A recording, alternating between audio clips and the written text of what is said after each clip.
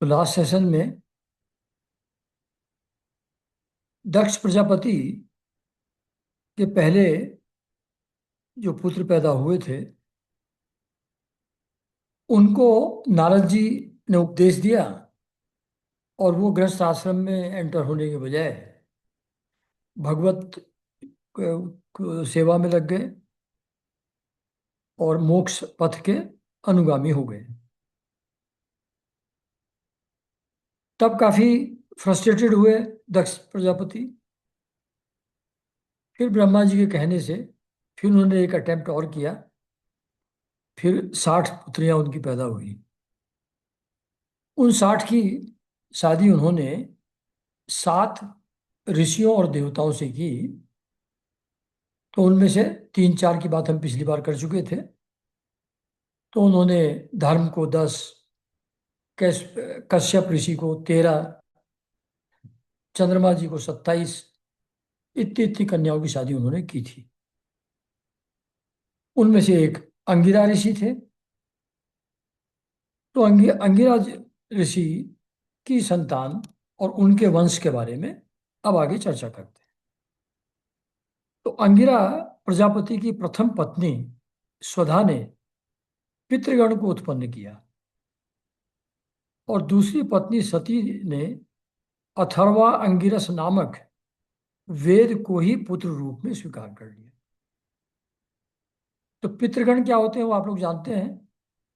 जब हम लोग मर जाते हैं तो हम एक पितृलोक होता है, वहाँ पहुंच जाते हैं। तो हमारे जो एंसेस्टर्स हैं सब पितृलोक में रहते हैं। तो ये पितृगण को जो पैदा किया वो अंगिरा प्रजापति की प्रथम पत्नी स्वधा ने किया। और दूसरी पत्नी उन्होंने अथर्व अंगिरस नामक वेद को अपने पुत्र के रूप में स्वीकार किया। फिर एक ऋषि थे कृशाश्व जी। तो कृशाश्व जी की पत्नी अर्ची से धूम्रकेश का जन्म हुआ और धिषणा से 4 पुत्र हुए, वेदशिरा, देवल, वयुन और मनु। और तार्क्ष्य नामधारी कश्यप की 4 स्त्रियां थी, विनता, कद्रु, पतंगी और यामिनी। पतंगी से पक्षियों का और यामिनी से शलभों यानी कि पतिंगों का जन्म हुआ। तो ये जो सारी पूरी सृष्टि है इसमें अलग अलग टाइप के जो जीव जंतु हैं उन सबका जन्म दक्ष की 60 कन्याओं के थ्रू हुआ है। तो ये जो पतंगे हैं, पक्षी हैं, इनका जन्म भी दक्ष जी की जो पुत्रियां थी उनसे हुआ है। तो तार्क्ष्य नामधारी कश्यप की 4 स्त्रियां थी, विनता, कद्रु, पतंगी और यामिनी। पतंगी से पक्षियों का जन्म हुआ और यामिनी से शलभों यानी कि पतिंगों का जन्म हुआ। विनता के पुत्र गरुड़ हुए, यही भगवान विष्णु के वाहन हैं। और विनता के ही दूसरे पुत्र अरुण हैं जो भगवान सूर्य के सारथी हैं। और जो कद्रु थी उनकी 4th वाइफ, उनसे नाग उत्पन्न हुए। नागों का जन्म कद्रु नाम की तार्क्ष्यधारी कश्यप की पत्नी से हुआ। इसी प्रकार कृतिका आदि 27 नक्षत्राभिमानिनी देवियां चंद्रमा की पत्नियां हैं। 27 नक्षत्र होते हैं, उन नाम की जो पुत्रियां थी दक्ष जी की, उनकी शादी चंद्रमा से हुई थी। तो उनमें से एक रोहिणी थी। 27 जो नक्षत्र हैं उनमें से एक रोहिणी नक्षत्र है। तो चंद्रमा जी बाकी लोगों को थोड़ा इग्नोर करते थे। रोहिणी जी को ही ज्यादा प्यार करते थे। इसके कारण से दक्ष प्रजापति उनके ऊपर कुपित हो गए और दक्ष ने उन्हें शाप दे दिया, जिससे उन्हें क्षय रोग हो गया, टीबी हो गई उनको, उस शाप के कारण से, चंद्रमा जी को। उस कारण चंद्रमा जी की कोई संतान पैदा नहीं हुई। उन्होंने दक्ष को फिर से प्रसन्न करके कृष्ण पक्ष की क्षीण कलाओं के शुक्ल पक्ष में पूर्ण होने का वर तो प्राप्त कर लिया, परंतु नक्षत्राभिमानी देवियों ने उन्हें कोई उनसे कोई संतान न हुई, तो चंद्रमा जी का कोई बच्चा पैदा नहीं हो पाया दक्ष जी के शाप के कारण से। अब कश्यप पत्नियों के मंगलमय नाम सुनो।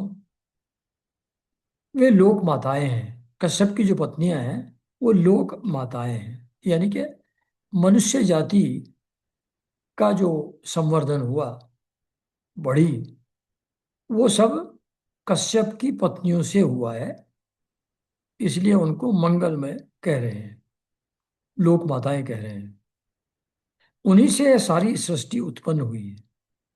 उनके नाम हैं अदिति, दिति, दनु, काष्ठा, अरिष्टा, सुरसा, इला, मुनि, क्रोधवशा, ताम्रा, सुरभि, शर्मा और तिमि। ये नाम हैं जो कश्यप ऋषि के साथ 13 कन्याओं की शादी उन्होंने की थी, ये उनके नाम हैं। इनमें से तिमि के पुत्र हैं जलचर जंतु, जो जलचर हैं, जो पानी में रहते हैं जो जीव, वो सब तिमि से पैदा हुए।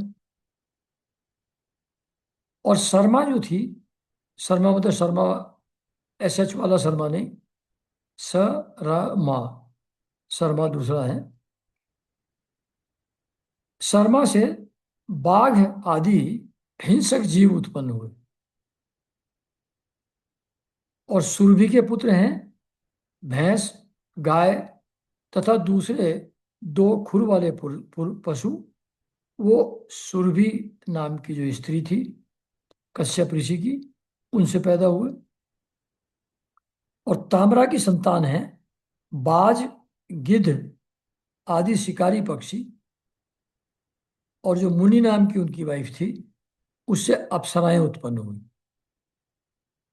क्रोधवशा के पुत्र हुए सांप, बिच्छू आदि विषैले जंतु।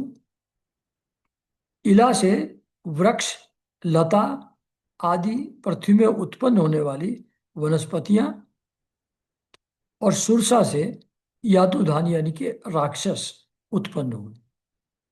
मतलब इस तरीके से देखें तो सब एक ही परिवार की जो बेटियां थी।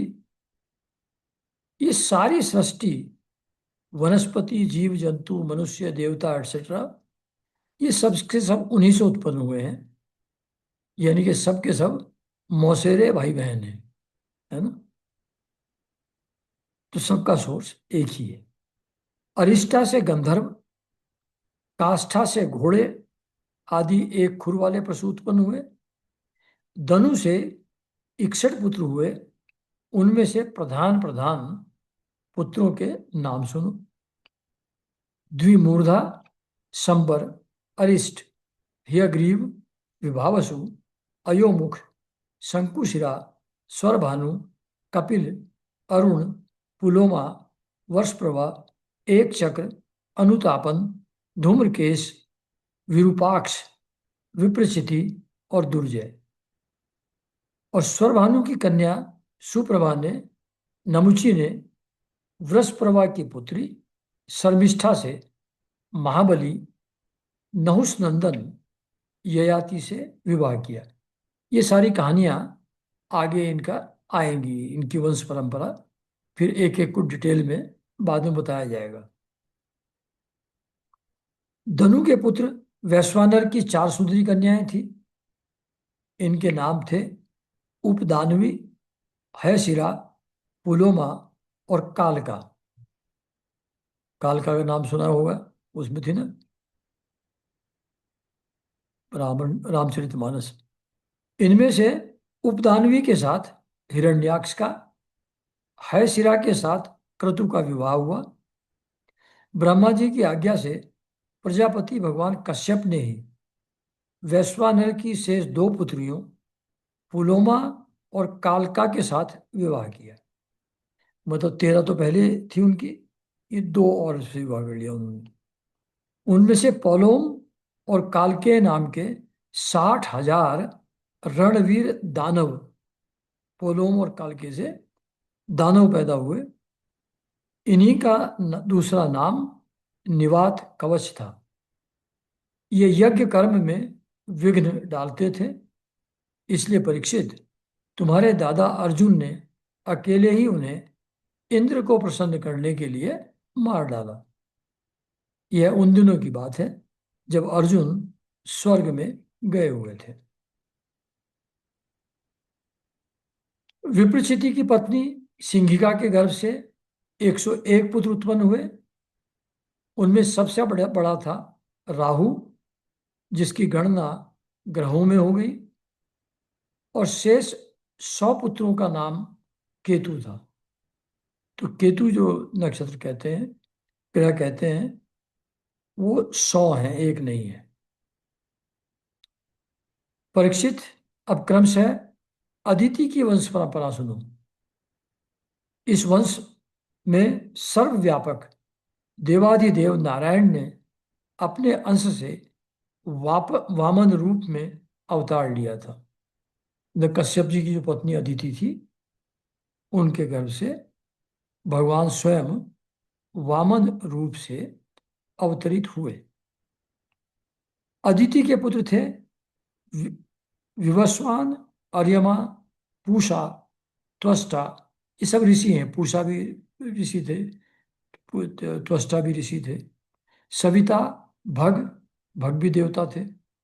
धाता, विधाता, वरुण, मित्र, इंद्र, ये सब देवता लोग हैं। त्रिविक्रम, वानव, यही 12 आदित्य कहलाए। अदिति से ये 12 पुत्र पैदा हुए। ये सब के सब देवता हैं और इन्हीं को 12 आदित्य कहते हैं। विवस्वान की पत्नी महाभाग्यवती संज्ञा के गर्भ से श्राद्ध देव, यानी कि वैवस्वत मनु एवं यम यमी का जोड़ा उत्पन्न हुआ। संज्ञा ने ही घोड़ी का रूप धारण करके भगवान सूर्य के द्वारा भूलोक में दोनों अश्वनी कुमारों को जन्म दिया। तो संज्ञा नाम की जो लड़की थी, उसने घोड़ी का रूप धारण किया। उसका संयोग सूर्य भगवान के साथ हुआ और उससे दोनों अश्वनी कुमार पैदा हुए। विवस्वान की दूसरी पत्नी थी छाया। उसके शनैश्चर और सावर्णी मनु नाम के 2 पुत्र, तो जो शनि हैं वो उसके पुत्र हैं छाया के। और तप्ती नाम की एक कन्या उत्पन्न हुई। तप्ती ने संवरण को पति रूप में वर्ण किया। अर्यमा की पत्नी, अर्यमा है पितृगण में से एक है। अर्यमा की पत्नी मातृका थी। उसके गर्भ से चर्षणी नामक पुत्र उत्पन्न हुए। वे कर्तव्य अकर्तव्य के ज्ञान से युक्त थे, इसलिए ब्रह्मा जी ने उन्हें के आधार पर मनुष्य जाति की ब्राह्मण आदि 4 वर्णों में कल्पना की। पूषा के कोई संतान न हुई। प्राचीन काल में जब शिव जी दक्ष पर क्रोधित हुए थे, तब पूषा दांत दिखाकर हंसने लगे थे, इसलिए वीरभद्र ने इनके दांत तोड़ दिए थे। तब से पूषा पिसा हुआ अन्न ही खाते हैं। दैत्यों की छोटी बहन कुमारी रचना त्वष्टा की पत्नी थी। रचना के गर्भ से 2 पुत्र हुए। सन्निवेश और पराक्रमी विश्वरूप। विश्वरूप की भी कहानी आगे आएगी बहुत डिटेल में। इस प्रकार विश्वरूप यदि शत्रुओं के भांजे थे, फिर भी जब देवगुरु बृहस्पति जी ने इंद्र से अपमानित होकर देवताओं का परित्याग कर दिया, तब देवताओं ने विश्वरूप को ही, मतलब वो राक्षसी का पुत्र था, उस कारण से वो राक्षस कुल का ही माना जाता था। लेकिन जब बृहस्पति जी नाराज हो गए थे इंद्र से अपमानित होकर के, तब देवताओं ने उन्हीं को, विश्वरूप को, अपना पुरोहित बना करके अपने भाग्य का उत्थान किया था। तो यहाँ पर ये चैप्टर समाप्त होता है, जिसमें दक्ष की 60 पुत्रियों के वंश का वर्णन था। अब नेक्स्ट चैप्टर शुरू होता है। अभी जो विश्वरूप की बात हो रही थी, तो विश्वरूप का चरित्र अब नेक्स्ट चैप्टर में आता है। तो राजा परीक्षित ने पूछा, देवाचार्य बृहस्पति जी ने अपने प्रिय शिष्य देवताओं को किस कारण त्याग दिया था, और देवताओं ने अपने गुरुदेव का ऐसा कौन सा अपराध किया था, आप कृपा करके मुझे बतलाइए। तो अब ये परीक्षित जी फर्दर पूछ रहे हैं।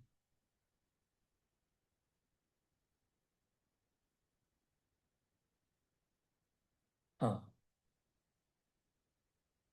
तो सुखदेव जी बताते हैं कि राजन, इंद्र को त्रिलोकी का ऐश्वर्य पाकर घमंड हो गया था।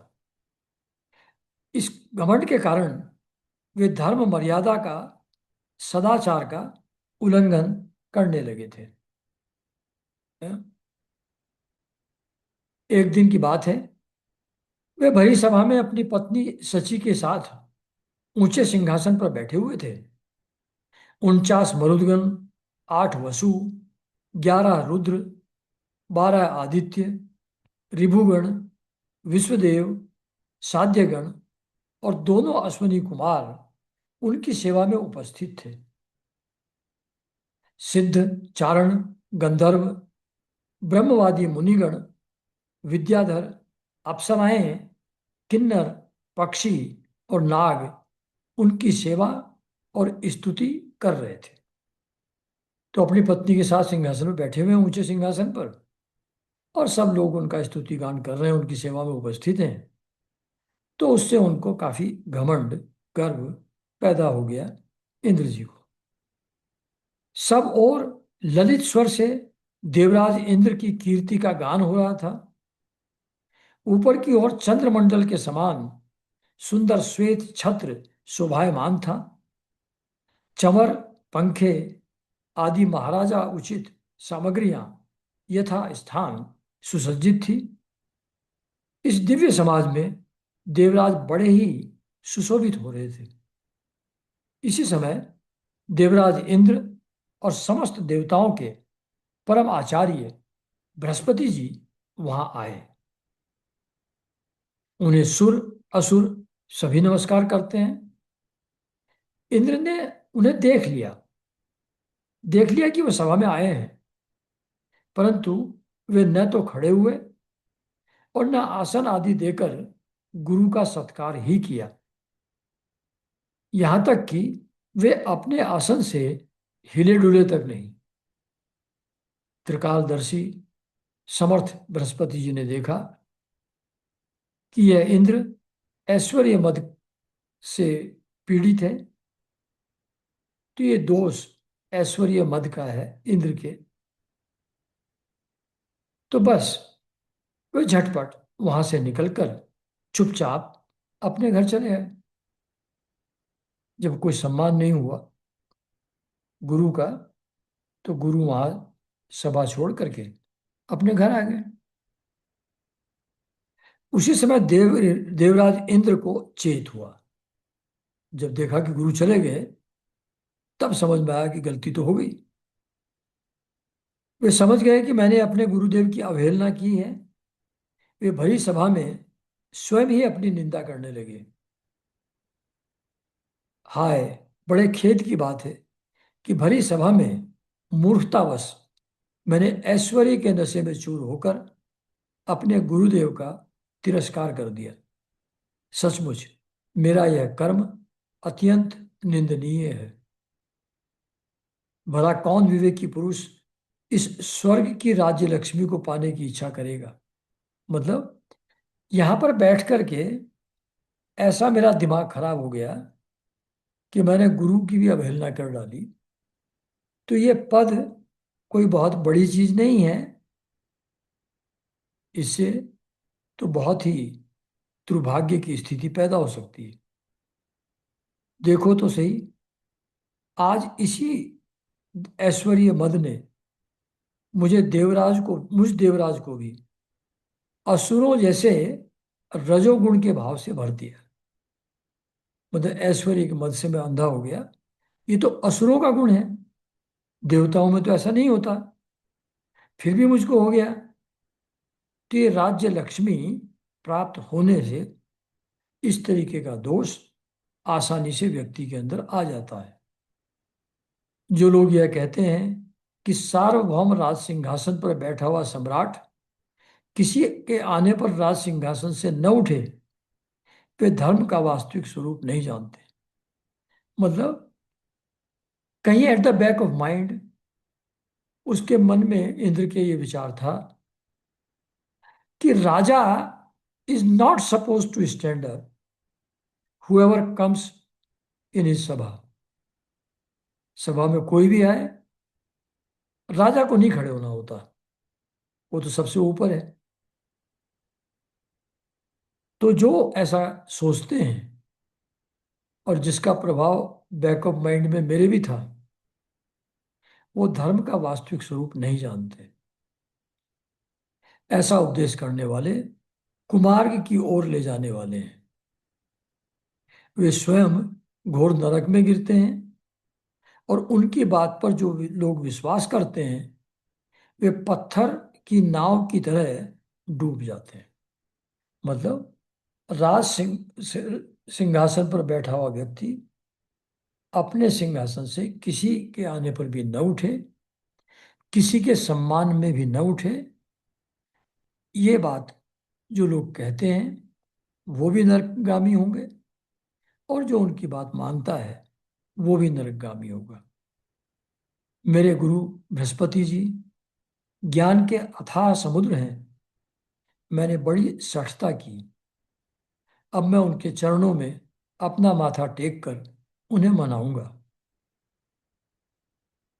तो देवराज इंद्र, सुखदेव जी परीक्षित जी को कह रहे हैं कि देवराज इंद्र इस प्रकार सोच ही रहे थे कि अभी चलता हूं और उनके पैरों पर गिर करके क्षमा याचना करूंगा, उनको प्रसन्न करूंगा कि भगवान बृहस्पति जी अपने घर से निकलकर योग बल से अंतर्धान हो गए। अंतर्धान हो गए। देवराज इंद्र ने अपने गुरुदेव को बहुत ढूंढा ढूंढवाया, परंतु उनका कहीं पता न चला। तब वे गुरु के बिना अपने को सुरक्षित न समझकर देवताओं के साथ अपनी बुद्धि के अनुसार स्वर्ग की रक्षा का उपाय सोचने लगे। कहने लगे अब गुरु का अगर आशीर्वाद नहीं है तो ये जो हमारा स्वर्ग है ये सुरक्षित नहीं रह पाएगा, असुर लोग इसके ऊपर कब्जा कर लेंगे। तो इसकी सुरक्षा अब कैसे की जाए, गुरु के आश्रय के बिना, इस बात पर सोच विचार इंद्र कर रहे थे। लेकिन कुछ भी ना सोच सके, कोई उसका उपाय उनको सूझा नहीं और उनका चित्त अशांत ही बना रहा। परीक्षित, दैत्यों को भी देवगुरु बृहस्पति और देवराज इंद्र की अनबन का पता लग गया, और तब उन मदोन्मत्त और आत्ताई असुरों ने अपने गुरु शुक्राचार्य के आदेश के अनुसार देवताओं पर विजय पाने के लिए धावा बोल दिया। कि अब तो इनको सपोर्ट करने वाला कोई है नहीं, और असुरों को शुक्राचार्य जी का आश्रय प्राप्त था, तो उन्होंने उनकी अनुमति से चढ़ाई कर दी स्वर्ग के ऊपर। उन्होंने देवताओं पर इतने तीखे तीखे बाणों की वर्षा की कि उनके मस्तक, जंघा, बाहु आदि अंग कट कट कर गिरने लगे। तब इंद्र के साथ सभी देवता सिर झुकाकर ब्रह्मा जी की शरण में गए। स्वयंभू एवं समर्थ ब्रह्मा जी ने देखा कि देवताओं की तो सचमुच बड़ी दुर्दशा हुई है। अतः उनका हृदय अत्यंत करुणा से भर गया, और देवताओं को धीरज बंधाते हुए ब्रह्मा जी कहने लगे। तो ब्रह्मा जी ने क्या कहा, अब वो सुनिए। देवताओं, यह बड़े खेद की बात है। सचमुच तुम लोगों ने बहुत बुरा काम किया है। हरे हरे, तुम लोगों ने ऐश्वर्य के मद से अंधे होकर ब्रह्मज्ञानी, वेदज्ञ एवं संयमी ब्राह्मण का सत्कार नहीं किया। देवताओं, तुम्हारी उसी अनीति का यह फल है कि आज समृद्धिशाली होने पर भी तुम्हें अपने निर्बल शत्रुओं के सामने नीचा देखना पड़ा है। मतलब जब आदमी के अंदर अहंकार पैदा हो जाता है तो उसकी शक्तियां अपने आप क्षीण हो जाती हैं, पुण्य कर्म समाप्त हो जाते हैं, और फिर उस शक्ति के ह्रास होने से कोई भी शत्रु आसानी से उस पर विजय प्राप्त कर सकता है। तो जो नीचा देखना पड़ा, तुम लोग हार गए असुरों से, वो उसी जो आपका गलत एक्शन था उसी का परिणाम है। देवराज देखो, तुम्हारे शत्रु भी पहले अपने गुरुदेव शुक्राचार्य का तिरस्कार करने के कारण अत्यंत निर्बल हो गए थे, परंतु अब भक्ति भाव से उनकी आराधना करके वे फिर धन जन से संपन्न हो गए हैं। यहाँ गुरु की महिमा भी बताई जा रही है कि गुरु का आश्रय हो तो सब कुछ जीवन में ठीक चलता है, गुरु का आश्रय न हो तो सब गड़बड़ा जाता है। गुरु का सत्कार, गुरु के प्रति श्रद्धा बहुत आवश्यक है, इस जीवन के लिए भी और परलोक यात्रा के लिए भी। देवताओं, मुझे तो ऐसा मालूम पड़ रहा है कि शुक्राचार्य को अपना आराध्य देव मानने वाले ये दैत्य लोग कुछ दिनों में मेरा ब्रह्मलोक भी छीन लेंगे। मतलब तुम्हारी तो बात ही छोड़ो, स्वर्गलोक की तो, ब्रह्मलोक पर भी ये कब्जा कर लेंगे। इतने पावरफुल हो गए हैं ये अपनी गुरु की सेवा, गुरु की आराधना भक्ति भाव से करने के कारण। भृगुवंशियों ने इन्हें अर्थशास्त्र की पूरी पूरी शिक्षा दे रखी है। ये जो कुछ करना चाहते हैं उसका भेद तुम लोगों को नहीं मिल पाता। ये सब गुरु कृपा का प्रभाव है। उनकी सलाह, यानी कि क्या आगे प्लान कर रहे हैं वो स्ट्रेटजी, वो किसी को पता नहीं लग पाती, बहुत गुप्त रहती है। ऐसी स्थिति में वे स्वर्ग को तो समझते ही क्या है, वे चाहे जिस लोक को भी जीत सकते हैं। सच है, जो श्रेष्ठ मनुष्य ब्राह्मण, गोविंद और गौओं को अपना सर्वस्व मानते हैं और जिन पर उनकी कृपा रहती है उनका कभी अमंगल नहीं होता। तो जो असुर हैं उस शुक्राचार्य के रूप में ब्राह्मण का सत्कार कर रहे हैं, ब्राह्मण को अपना सर्वस्व मान रहे हैं। इस कारण से उनके ऊपर शुक्राचार्य जी की, ब्राह्मण की पूर्ण कृपा है। तो ब्राह्मण, गोविंद यानी कि विष्णु, और गौ, गाय, इनको जो अपना सर्वस्व मानते हैं, इन तीन लोगों को सबसे पवित्र और पावरफुल माना गया है। तो इन तीनों की कृपा जिसके ऊपर होती है, उनका कभी अमंगल नहीं होता। इसलिए अब तुम लोग शीघ्र ही त्वष्टा के पुत्र विश्वरूप, अभी ऊपर बात हो रही थी कि विश्वरूप किस वंश में पैदा हुए, अब तुम लोग विश्वरूप के पास जाओ, उन्हीं की सेवा करो। वे सच्चे ब्राह्मण, तपस्वी और संयमी हैं। यदि तुम लोग उनके असुरों के प्रति प्रेम को क्षमा कर सकोगे, क्योंकि उसकी माँ जो थी विश्वरूप की, वो असुर समाज की थी, पिता देवता समाज के थे, माँ असुर समाज की थी। इसलिए विश्वरूप की असुरों के प्रति भी प्रेम था, श्रद्धा थी, क्योंकि माँ उसी कुल से आई थी। अगर तुम लोग उनके असुरों के प्रति प्रेम को क्षमा कर सकोगे और उनका सम्मान करोगे, तो वे तुम्हारा काम बना देंगे। मतलब वो इतने पावरफुल हैं कि उनकी सेवा शुश्रूषा करके अगर तुम लोगों ने उनका आश्रय ले लिया, तो अभी जो तुम निर्बल पड़ रहे हो असुरों के सामने, फिर से तुम लोग शक्तिशाली होकर के फिर से फाइट कर पाओगे, फिर से जीत सकोगे। तो सुखदेव जी कहते हैं कि परीक्षित, जब ब्रह्मा जी ने देवताओं से इस प्रकार कहा, तब उनकी चिंता दूर हो गई। वे त्वष्टा के पुत्र विश्वरूप ऋषि के पास गए और उन्हें हृदय से लगाकर यूं कहने लगे। अब बटरिंग का स्टाइल देखिए।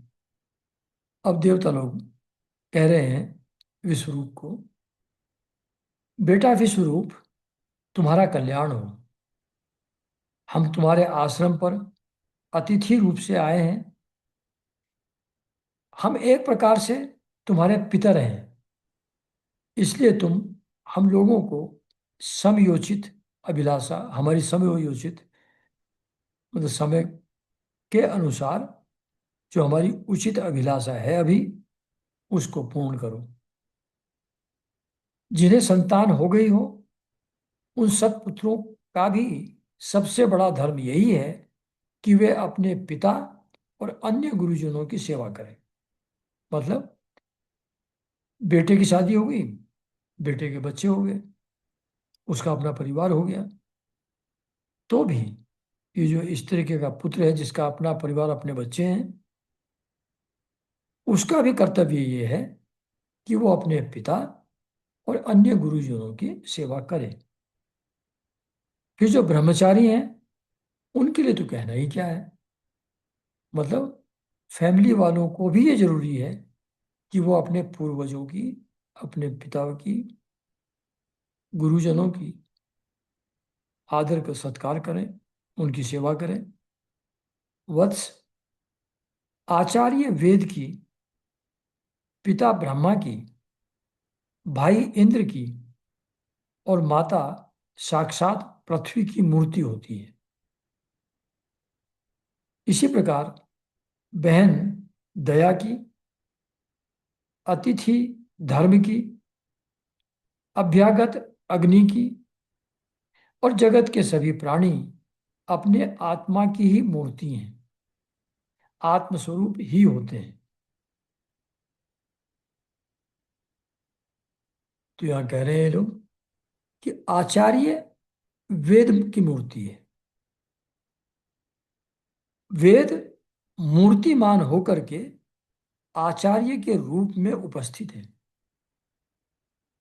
आचार्य और वेद में कोई अंतर नहीं है। आचार्य यानी कि गुरु, गुरु ही वेद है। पिता ब्रह्मा की मूर्ति है, वो ब्रह्मा स्वरूप है।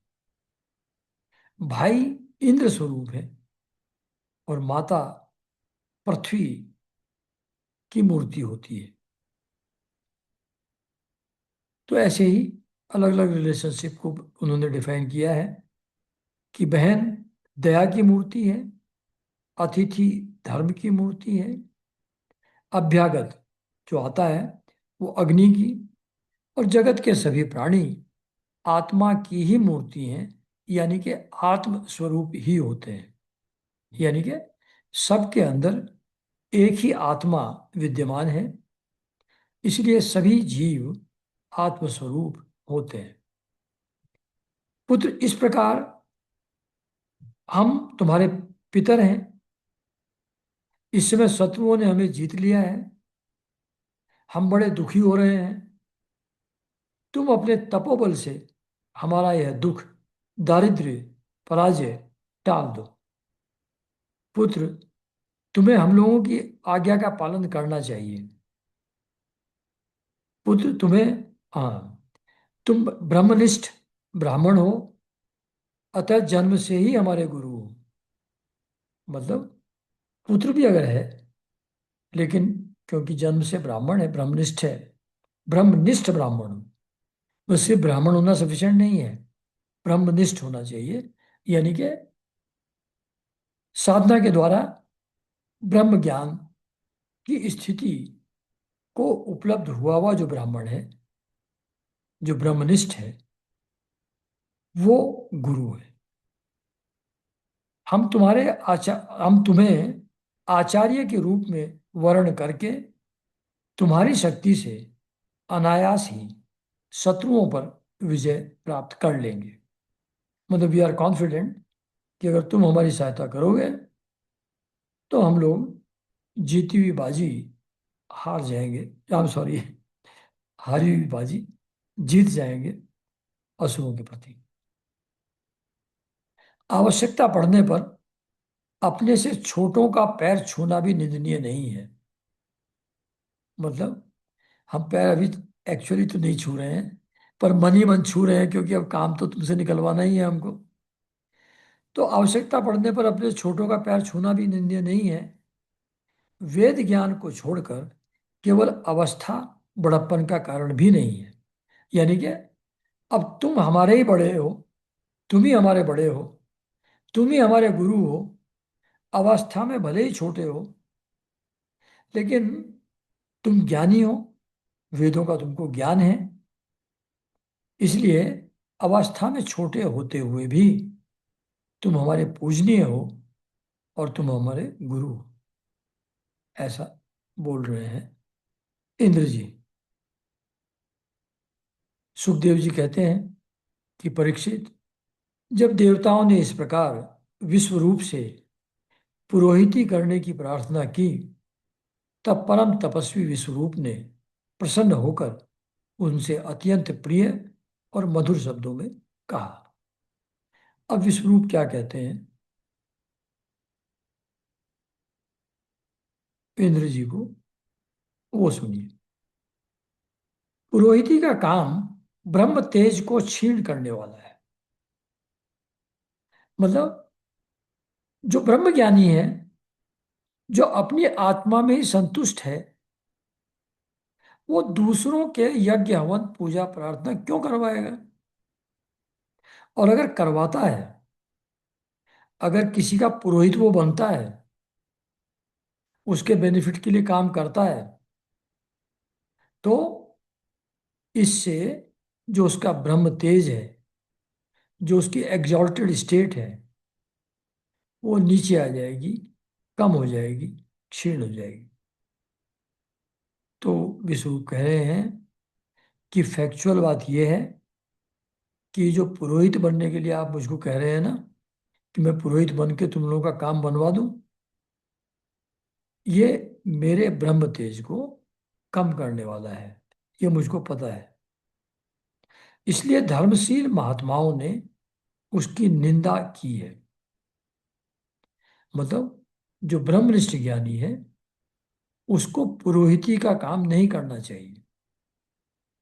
किसी के पूजा पाठ यज्ञ में पुरोहित नहीं बनना चाहिए। बनेगा तो वो उसके पुण्य क्षीण होंगे, ब्रह्म तेज क्षीण होगा।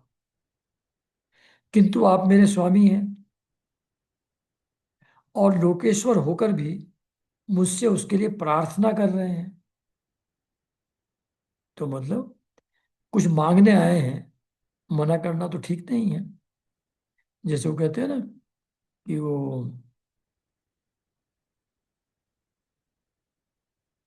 एक दुआ था कि जो नहीं रही मन वो अंदर मर चुके, जो कहीं मांगन जाही, उनसे पहले वे मुए, जिन मुख निक्षत नाही। तो जो मांगने जा रहा है वो तो मरे हुए के समान है ही है। लेकिन अगर मांग लिया गया, उसमें देने वाले के मुंह से अगर नहीं निकल जाए, वो उससे भी गया बीता है। तो रही मन वे नर मर चुके, जो कहीं मांगन जाई, उनसे पहले वे मुए, जिन मुख निक्षत नाही। तो यहाँ कह रहे हैं कि आप मुझसे प्रार्थना कर रहे हैं, अब इसमें कोरा जवाब कैसे दे दूं, कैसे कहूं नहीं, जबकि पता है मुझको इससे मेरा नुकसान होगा। फिर भी ना कहना उससे भी बड़ा अपराध हो जाएगा। ऐसी स्थिति में मेरे जैसा व्यक्ति भला आप लोगों को कोरा जवाब कैसे दे सकता है। मैं तो आप लोगों का सेवक हूं। आपकी आज्ञाओं का पालन करना ही मेरा स्वार्थ है। जो पितृगण हैं, देवगण हैं, जो पिता समान हैं, उनकी आज्ञा का पालन करना, दैट रैंक्स द हाईएस्ट, सबसे ऊपर है। उसमें अपना नुकसान भी अगर होता हो तो भी आज्ञा पालन स्वरूप जो पुण्य है वो उससे भी बढ़ करके होगा। और मना करना, तिरस्कार करना, वो सभी पुण्य को नष्ट कर देगा। इसलिए मैं आपको मना कैसे कर सकता हूं। देवगण, हम अकिंचन हैं, ये विश्वरूप कह रहे हैं। हम अकिंचन हैं। खेती कट जाने पर अथवा अनाज की हाट उठ जाने पर उसमें से गिरे हुए कुछ दाने चुन लाते हैं और उसी से देव कार्य और पितृ कार्य संपन्न कर लेते हैं। तो चुन करके दाने खेत में से या हाट में से, बाजार में से, उसी से हम लोग काम चलाते हैं। कोई पोजेशन हमारा नहीं है। हम अकिंचन हैं। हमारे पास कुछ भी नहीं है मेटीरियल वर्ल्ड का। लोकपालों, आप लोकपाल हैं, देवता हैं। इस प्रकार जब मेरी जीविका चल ही रही है, मेरी तो दाने चुन करके भी लाइवलीहुड चल रही है, तब मैं पुरोहिती का निंदनीय वृत्ति क्यों करूं। पुरोहित बन करके काम करना, यजमान से उसके उपहार स्वरूप दक्षिणा ग्रहण करना, ये निंदनीय वृत्ति है। तो ये मुझको करने की आवश्यकता नहीं है, क्योंकि मेरी जीविका तो खेत में से दाने चुन करके जो थोड़ा बहुत अनाज आता है उससे चल जाती है। पुरोहिती से तो वही लोग प्रसन्न होते हैं जिनकी बुद्धि बिगड़ गई है, यानी कि जिनके बुद्धि में लालच आ गया है, कुछ धन संपत्ति दक्षिणा के रूप में मिल जाए, जिनके मन में ऐसा विचार आ गया है। ऐसे ब्राह्मण जिनकी बुद्धि बिगड़ गई है, पुरोहिती का काम करने में वही प्रसन्न होते हैं। मुझको तो आवश्यकता है नहीं। मैं तो अकिंचन हूं और उसी में सेटिस्फाइड हूं, संतुष्ट हूं। जो काम आप लोग मुझसे कराना चाहते हैं वह निंदनीय है। मेरे करने लायक वो कार्य नहीं है, उससे मेरा हार्म होगा। फिर भी मैं आपके काम से नहीं मोड़ सकता, क्योंकि आप लोगों की मांग ही कितनी है। एक छोटा सा तो काम बता रहे हैं आप कि पुरोहित के रूप में आपके भाग्य को इम्प्रूव करने के लिए जो भी वेदों में दिए हुए उपाय हैं उससे आप लोगों की सहायता करूं। इतनी छोटी सी बात आप लोग मांग रहे हैं, तो अब इसके लिए क्या मना करूं। इसलिए आप लोगों का मनोरथ मैं तन मन धन से पूरा करूंगा, ये त्वष्टा जी कहते हैं। तो यहाँ दो तीन चीजें समझाई हैं इन्होंने।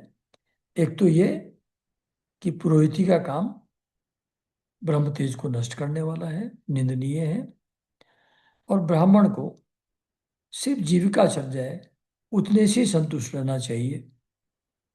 उसको और इच्छा पुरोहिती के रूप में जो दक्षिणा मिलती है उसके प्रति इंटरेस्टेड नहीं होना चाहिए। परीक्षित सुखदेव जी को सुखदेव जी कह रहे हैं परीक्षित को, विश्वरूप बड़े तपस्वी थे। देवताओं से ऐसी प्रतिज्ञा करके उनके वर्ण करने पर वे बड़ी लगन के साथ उनकी पुरोहिती करने लगे। यद्यपि शुक्राचार्य ने अपने नीति बल से असुरों की संपत्ति सुरक्षित कर दी थी, फिर भी समर्थ विश्वरूप ने वैष्णवी विद्या के प्रभाव से उनसे वह संपत्ति छीनकर देवराज इंद्र को दिला दी। वो कैसे दिलाई वो आगे बताया जाएगा।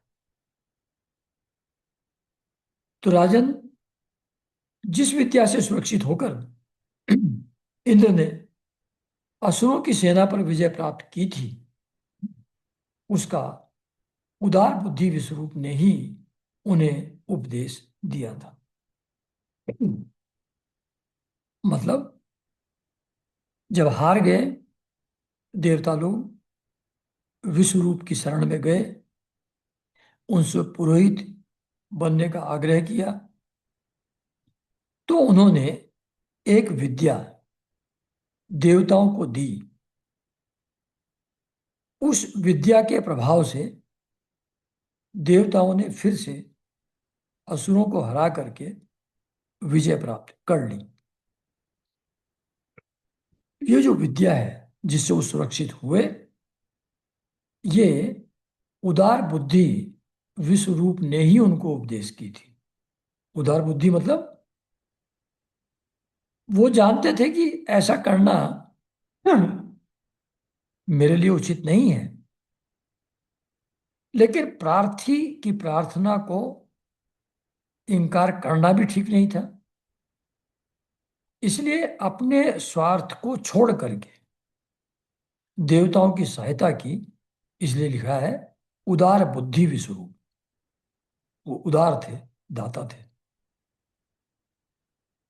तो यहाँ ये चैप्टर समाप्त होता है। और अब कौन सी विद्या विश्वरूप ने इंद्र और देवताओं को दी, वो नेक्स्ट चैप्टर में है।